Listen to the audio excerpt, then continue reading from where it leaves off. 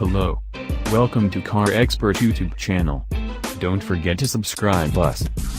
The roofline is the most obvious difference between the conventional GLC and the Coupe. For simplicity, the not Coupe GLC shall be referred to henceforth, in this review at least, as the GLC box. Mercedes removes the box's roof rails to further clean up the profile and splices and taillights that recall those on its actual coupes. There are some other mild stylistic changes, including a pretty diamond-textured grille and sportier fascias, because coupes are sporty. We don't have final US figures for interior volume, but suffice it to say they're lower here than on the GLC box. Rear seat passengers and cargo area things take the big hit, while those in the front seats could be fooled into thinking they're in a vehicle shaped like a crossover, or even a C-Class sedan because the interior is carried over almost whole cloth. The GLC Coupe is a few inches longer, slightly wider with the optional staggered tires, and has a roof height a bit lower than a GLC box. This part's subjective, but we think it looks pretty darn good. Less folks-like, even. The Coupe drives differently compared to the box. This isn't a result of its altered shape, but because the engineers went out of their way to put space between the two dynamically. Both the Coupe and box sit on a version of the latest C-Class platform.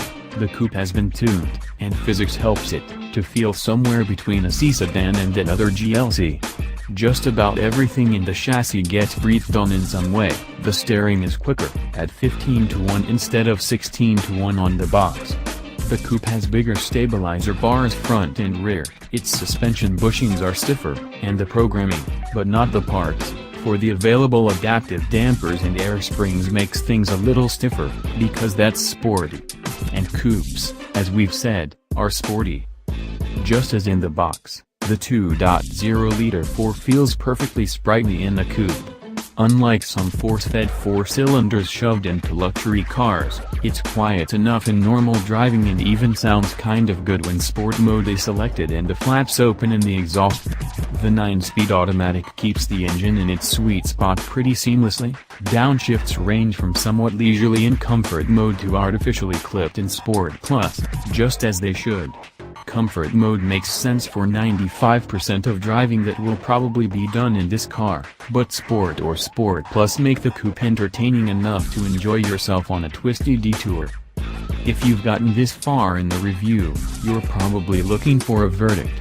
Paradoxically, that means the GLC Coupe isn't right for you. Buyers choosing on style are unconcerned with the facts and figures, remember? If you're approaching this with anything bordering on logic, the GLC box is the car for you instead, or maybe just a nice C-Class sedan, perhaps with 4Matic all-wheel drive if you really feel the need. We won't even attempt to try and sway you from an X4 if that's the one you want, because the decision must be based on looks. The Mercedes is more comfortably tuned, able to tighten up when you want it to, whereas the BMW is more knife-edged all the time. And the Merc is simply more modern, plus it's pretty inside. We've established that crossover coupes are not a sensible choice. Coupe versions of perfectly nice sedans wouldn't exist if everyone was thinking on practicality alone, so why should it be any different with crossovers? You buy a funny-shaped car because you like its funny shape, and this is one genre bender we can endorse. Take that, logic.